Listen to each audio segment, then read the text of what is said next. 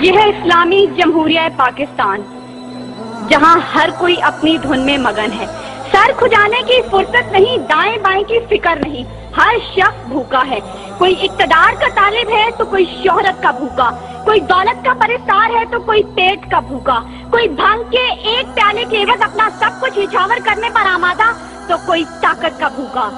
کہت و رجال بڑھتا چلا جا رہا ہے، تہذیب و تمدن کے پیمانے ٹوٹ پھوٹ کا شکار ہو کر وقت کی ناقدری کا گلہ کر رہے ہیں۔ ہم زوال کی آخری حدوں کے بھی آخر پر پہنچ چکے ہیں۔ انصاف مہیا کرنے والے ادارے سسک سسک کر دم توڑ رہے ہیں۔ ہر طرف سے ایک ہی پکار سنائی دیتی ہے، بھوک تہذیب کے آداب بھلا دیتی ہے۔ علی وقار سنیے اگر آپ سن سکتے ہیں کہ جب بوڑھے پروفیسر کو 6 ماہ تک پینشن نہ ملی تو اپنی کن پٹی پر پستول رکھ کر بولا تھا، میرا پاکستان ہے یہ تیرا پاکستان ہے۔ سنیے اگر آپ سن سکتے ہیں جب تسنیم سولنگی بھوکے کتوں کا نوالے تر بنی تو بولی، پڑے ہیں گم کٹہرے عدالتیں چپ ہیں۔ سنیے اگر آپ سن سکتے ہیں جب مزدور شام کو خالی ہاتھ گھر لوٹا تو اپنے بچوں سے نظریں چراتے ہوئے بولا، ہے تلخ بہت بندہ مزدور کے اوقات۔ سنیے اگر آپ سن سکتے ہیں کہ وزیر اعظم کی کھلی کچہری میں خود سوزی کرنے والا شخص بولا تھا، میں بھی پاکستان ہوں تو بھی پاکستان ہے۔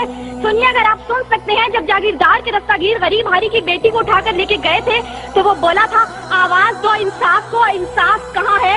سنیے اگر آپ سن سکتے ہیں کہ ڈما ڈولا کے بے گور اور کفن لاشیں چلا چلا کر کہہ رہے ہیں، نوید دو انسان کو کہ انسان مر گیا۔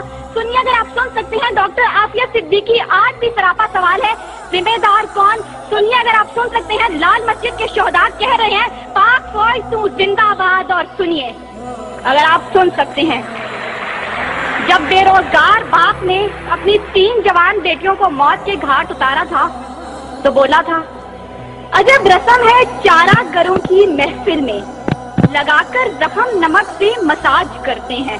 غریب شہر ترستا ہے ایک نوالے کو، امیر شہر کے کتے بھی راج کرتے ہیں۔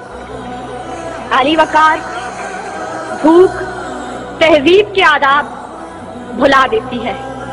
غربت سے مجبور لوگ اپنے بچے بھون کر کھا جاتے ہیں، اپنے گردے اور آنکھیں بیچ ڈالتے ہیں، اپنی 8 سالہ بچیاں دلالوں کے حوالے کر دیتے ہیں، اپنے خاندان کے ساتھ آگ میں کود جاتے ہیں، دریاؤں سمندروں میں چھلانگیں لگا دیتے ہیں، پنکھوں کے ساتھ لٹک جاتے ہیں، ٹرین کی پٹری کے آگے لیٹ جاتے ہیں۔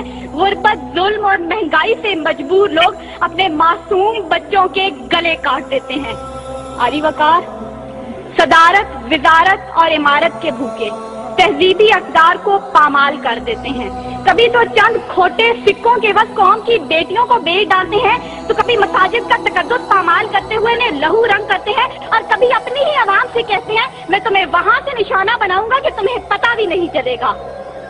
جب لوگ یہ کہتے ہیں خدا دیکھ رہا ہے، میں سوچنے لگتا ہوں کیا دیکھ رہا ہے۔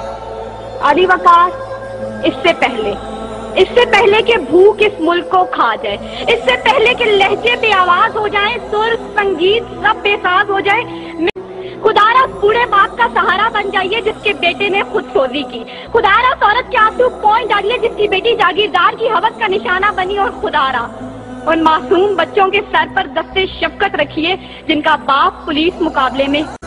ستم ظریفی وقت نے کلیوں کی نزاکت کو، دلوں کی محبت کو اس طرح سے مسئلہ ہے، اس طرح سے کچلا ہے کہ زندگی اذیت ہے اور سانس کی بھی قیمت ہے۔